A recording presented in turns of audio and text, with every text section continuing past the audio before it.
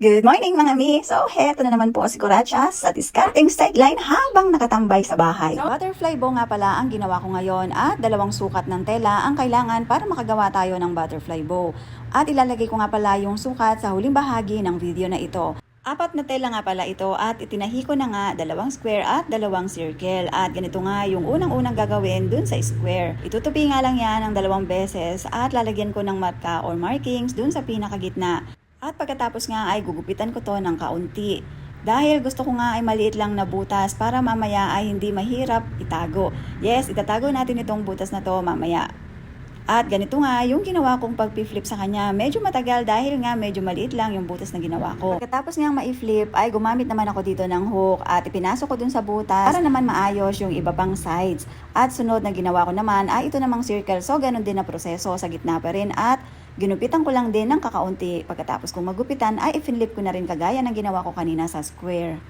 At dahil nga nandito sa circle yung aking etiketa, medyo nahirapan akong mag-flip sa kanya dahil maliit lang din yung butas na ginawa ko. At pagkatapos ko nga siyang i-flip, ganun pa din, kumuha pa rin ako ng hook at yun pa rin ang ginawa kong pang-ayos dun sa mga sides niya. At pagkatapos ko nga ayusin yung mga sides niya gamit itong hook ay guguhitan ko yan sa may gitna pero itutupi ko muna para magkaroon ako ng tanda. Kagaya nitong ginagawa ko. So ayan, itinupi ko siya at nilagyan ko ng marker. Dahil dito sa nilagyan kong mark ay ipapadaan ko sa makina. At kasama rin syempre itong square na hindi ko na itinupi o nilagyan ng marker dahil dire-diretso naman ito dun sa kanyang dalawang sulok. At tinabaan ko nga yung magkabila nilang sinulid dahil yung sinulid dito ang gagamitin kong pantali sa kanila mamaya. At pagkatapos ito na nga yung susunod na gagawin. Ilalatag ko lang yan sa table ng kagaya nito at panoorin mo pong mabuti kung paano ko maperform na maging butterfly bow.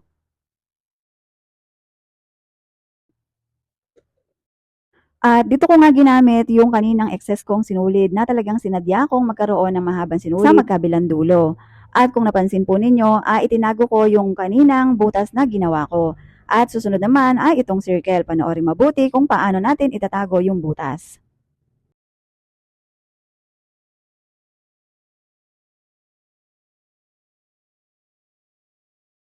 At syempre, kagaya kanina ng square, meron din ako ditong mga pasobrang sinulid.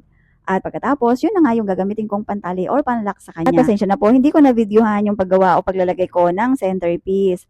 Ang kulang na lang po dito ay ang paglagay ng centerpiece at yung kanyang hair clip. So, eto na po yung ating butterfly bow. Ang ginamit ko nga po pala dito na tela ay Katrina at ilalagay ko din sa comment section kung saan ko ito nabili, pati na yung mga ginamit kong materials. At kung nagustuhan mo po ang video na ito, maaari mo pong i-share at i-like para mapanood din po ng iba. God bless po sa ating lahat at bukas pong muli. Bye!